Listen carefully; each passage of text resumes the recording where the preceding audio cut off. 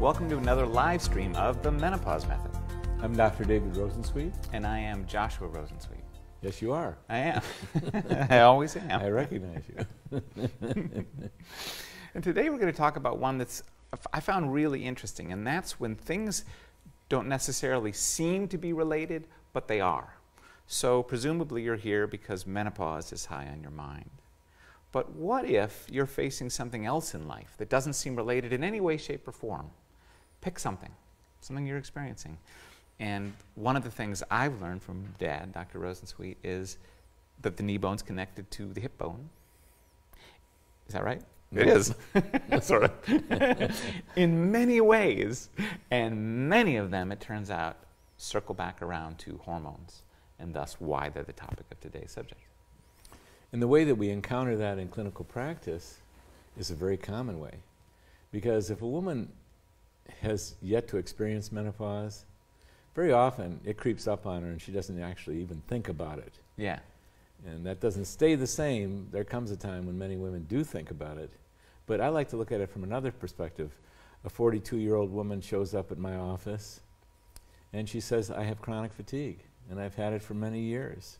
And I'm exhausted and I can't sleep and the sleep has gotten worse.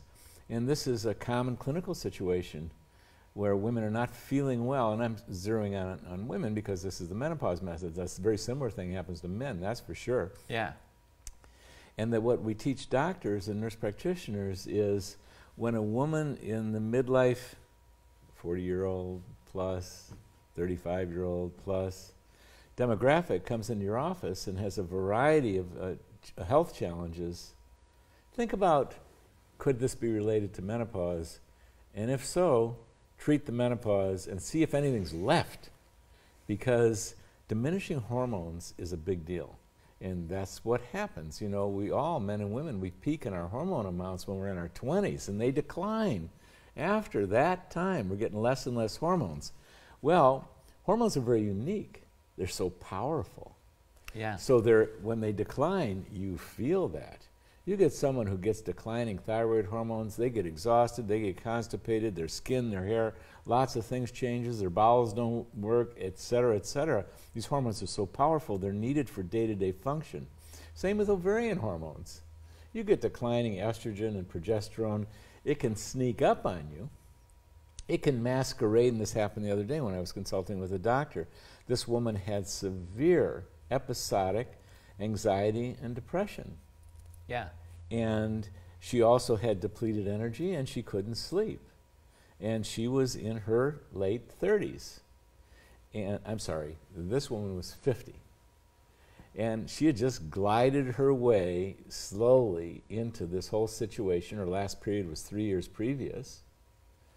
And when she showed up at the doctor's office, it looked all the world like chronic fatigue, fibromyalgia, these generalized terms, and sleep disturbance. And it turned out that the elephant in her room were these massively low, to be expected, it wasn't an illness, ovarian hormones. So the place you start when you're midlife-ish and you've acquired these things that they come on so slowly, but they are significant, think first of menopause and the replenishing, the proper replenishing, the expert replenishing by someone who's taken on menopause as a specialty caring and educational adventure that they went on, a health professional who's done that, because so many things can relate to menopause. Like I'm repeating myself, but like we tell doctors, when a woman of perimenopausal or menopausal age comes into your office and she's got a wide variety of small, medium, large, and very significant complaints,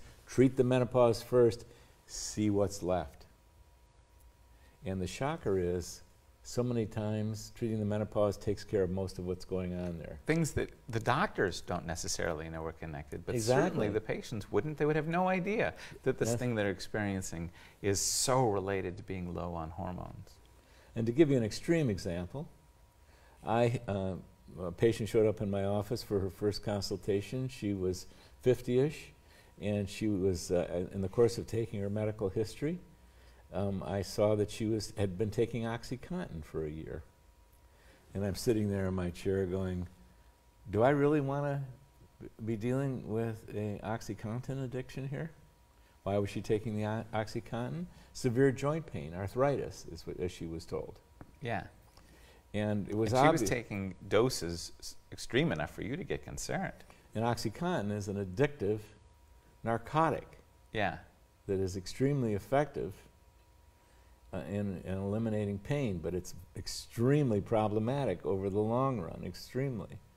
So, but she had come to me for menopause, and I sort of was talking to her and thinking, you know, she seems like a responsible and caring person. I'm going to risk it. And I can always refer to an addiction specialist if it comes to that. And I put her on an ovarian hormone replenishing, and about a month and a half later, I run into her in the parking lot of one of my favorite health food stores, and she tells me, I'm totally off the OxyContin. I stopped it cold at 5 weeks. All my pain is gone. Now, this is an extreme example. This woman didn't have arthritis. She had joint pain related to estrogen deficiency.